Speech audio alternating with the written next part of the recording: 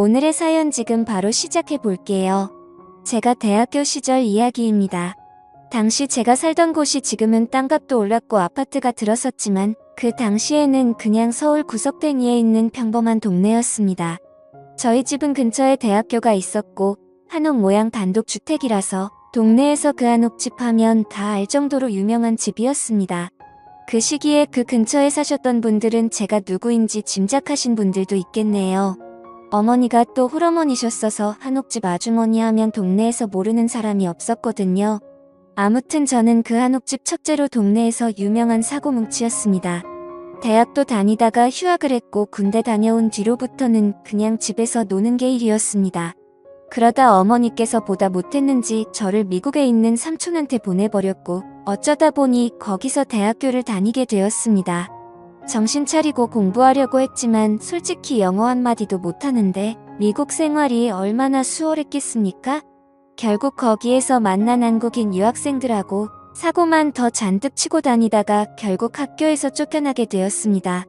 미국은 학생들이 가망이 없다 싶으면 아예 내쫓아버리더라고요. 그래서 결국 3년 만에 그렇다 할 졸업장 하나 가져오지 못하고 귀국하게 되었습니다. 집에 들어가면 그래도 3년 만에 보는 아들인데 반갑다고 보고 싶었다고 좋아하실까? 아니면 정말 어디 뭐 똑바로 할 줄 아는 거 하나 없다고 그나마도 비싼 돈 들여 유학 보내놨더니 학교 잘려서 돌아왔냐고 욕먹고 두드려 맞을까? 이런저런 생각이 들어서 집에는 들어가지도 못하고 여행 가방 하나 들고 집 근처 전봇대 근처에 숨어서 들어갈까 말까 고민을 하던 차였습니다. 그러면서 시간을 보내고 있는데 골목 어귀에서 여자들이 웃고 떠드는 소리가 들리더군요. 그 와중에도 여자 좋아하던 버릇은 못 고친 건지 여자들 웃음소리가 들리니 고개가 절로 그쪽으로 돌아가더라고요. 딱 봐도 근처에 있던 대학교를 다니는 여대생들로 보이는 무리였습니다. 그 중에서도 단연 돋보이는 미모를 가지고 키도 가장 커서 모델 같아 보이는 여자와 눈을 딱 마주치게 되었어요. 그런데 그녀 눈에는 제가 얼마나 수상해 보였겠습니까? 전봇대 근처에 여행 가방 하나 들고 서 있고 안절부절 못하고 있던 모습이었을 테니 그녀가 저에게 의심을 가질 만했지요.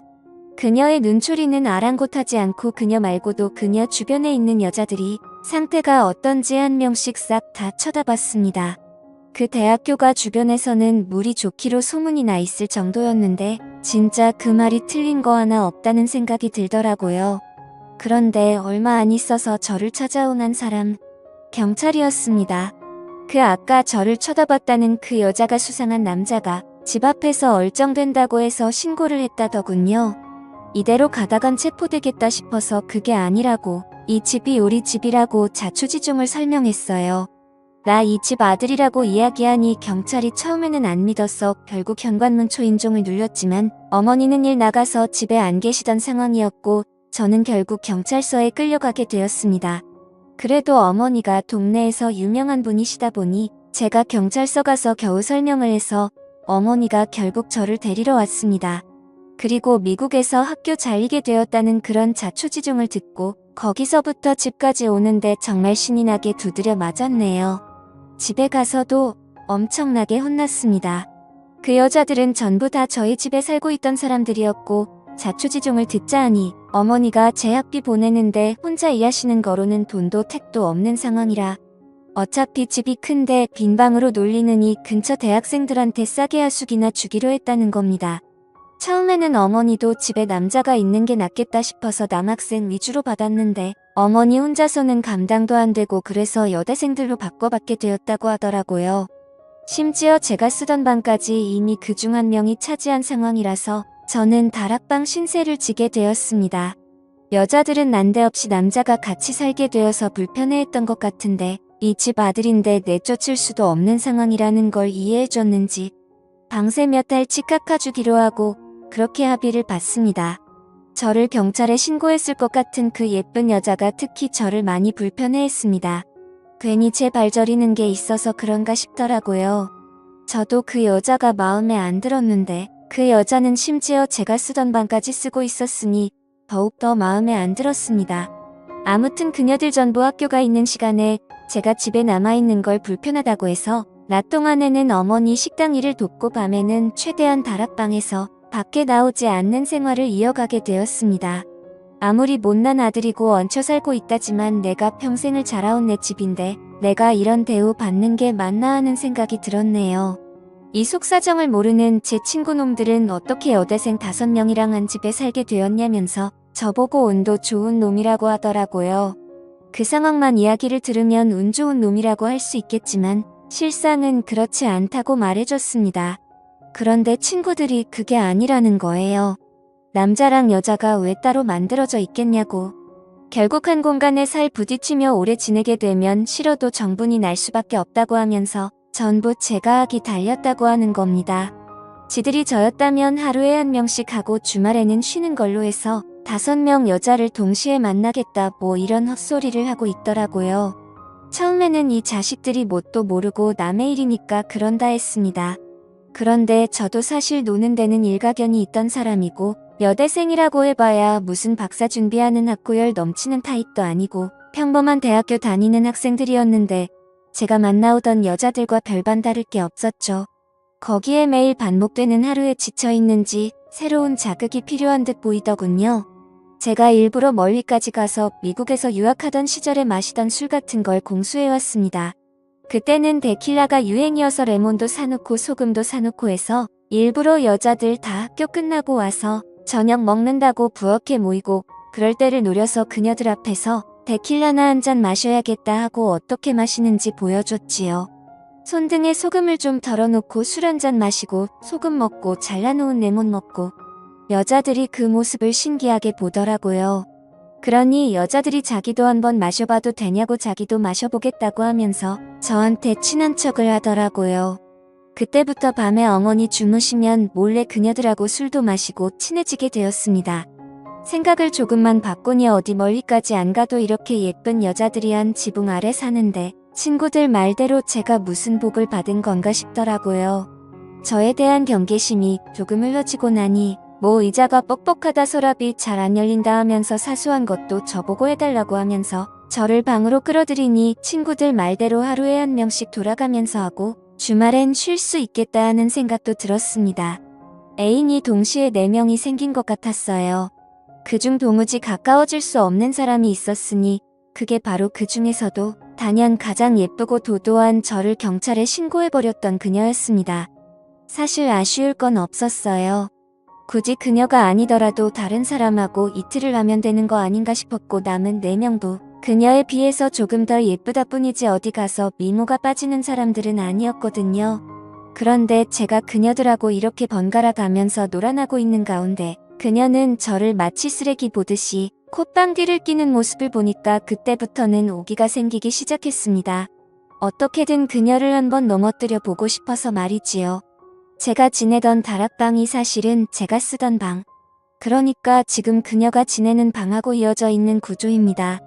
계단 출입구가 지금은 어머니 방 쪽으로 새로 나 있긴 하지만 하숙집으로 개조하는 과정에서 방 하나 더 어떻게 해보겠다고 억지로 개조를 하셨던 겁니다. 그런데 누가 같은 돈 내고 여름엔 덥고 습하고 겨울엔 추운 다락에서 지내고 싶어 하겠습니까? 그래서 그냥 창고처럼 쓰고 있다가 제가 거기서 지내게 된 거죠. 그녀 쪽에서 통하는 문은 다락방 안쪽에서 막아놓기는 했지만 대충 경첩을 걸어놓은 거라서 쉽게 뜯어낼 수 있었습니다. 낮은 계단을 통해 그녀 방 쪽으로 나 있는 문을 여니 그 문과 계단 쪽을 해서 그녀가 옷장처럼 쓰고 있더군요. 조심조심 지나와서 그녀의 방 안에 들어갔습니다. 저걸 알고 나를 알자는 생각이었지요. 그녀에 대해 제가 조금 더 잘 알게 된다면 그녀를 더 쉽게 꼬셔낼 수 있지 않겠나 하는 생각이었습니다. 제 방의 흔적은 그대로인데 제가 쓰던 책상과 침대도 그대로인데 방 안에 있는 소품들의 종류나 위치만 살짝 바꿔도 남자 방에서 여자 방이 되는 건 순식간이더군요. 향기도 괜히 좋은 향기가 나는 것 같더라고요. 그 중에서도 가장 예쁜 그녀였어서 그런가 점점 그녀를 향한 제 마음이 커져가기 시작했습니다. 다른 여자들한테 느끼던 그런 감정이 아니라 그녀와는 연애까지 해보고 싶더라고요. 그녀가 학교에 가 있을 시간에 계획을 하고 내려온 건데 난데없이 문이 벌컥 열리더라고요. 그녀가 과제해놓은 걸 두고 나와서 학교에서 집까지 가지러 온 상황이었고 문은 밖에서 잠겨 있는데 방 안에 서 있는 저를 보니 그녀는 얼어붙어서 말도 못하고 있었습니다. 그녀가 소리를 지르지 않을까 그녀에게 바짝 달라붙어서 그녀에게 소리 지르지 말라고 빌었습니다. 이미 그녀 때문에 경찰서도 한 번 다녀왔는데 이번에는 경찰서 다녀오는 걸로는 끝나지 않겠다는 생각에 두근두근했습니다. 그런데 어이가 없는 게 오히려 그녀는 이런 스릴 있는 상황을 즐기더라고요. 오히려 그녀는 저의 이런 행동에 더 강한 매력을 느꼈던 것 같습니다. 상황이 주는 스릴감 같은 게 있잖아요. 그 후로 그녀는 정말 두 눈에 보이는 게 없는 것 같았습니다. 어찌 보면 그동안 술 한 잔 같이 먹이며 잠깐씩 시간을 즐기던 같이 사는 그녀들은 정말 아무것도 아니었어요. 누구보다 강렬하게 그 순간의 시간을 보내고 나서 그녀와 사랑에 빠지게 되었습니다. 그녀는 이런 위험천만한 연애를 하고 싶었다고 하더군요. 유치원 선생님이 장래 희망인 여자의 또 다른 면모를 본 것 같았습니다.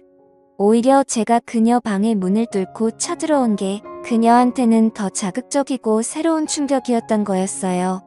하지만 그녀는 한 발 더 나아가서 같이 사는 사람들한테는 우리 사이가 아직도 서로 쌀쌀 맞은 상황인 걸 유지했으면 좋겠다고 제안을 하더라고요. 어차피 다락방의 통로를 통해서 방 안에 드나드는 건 자유자재였으니 밖에서는 앙숙인 척하고 밤만 되면 신혼부부나 다름이 없었습니다. 그녀와는 그렇게 1년을 더 지냈습니다. 그녀가 학교를 졸업하게 되면서 하숙집을 떠나게 되었는데 그때서야 그녀는 그동안 숨겨왔던 마음을 고백해왔어요. 졸업 후에도 계속 만나고 싶다고 하면서 말이죠. 그래서 그때는 비밀스러운 만남을 유지하면서 사실은 서로 앙숙처럼 행동하던 관계였는데 지금은 상황이 비슷하지만 다릅니다. 그때로부터 15년이 지난 지금 그녀는 제 아내가 되었거든요. 지금도 앙숙 같은 관계는 여전하지만 우리가 부부라는 걸 사람들이 다 알고 있으니 말이지요. 오늘의 사연은 여기까지네요. 긴 사연 끝까지 들어주셔서 감사합니다.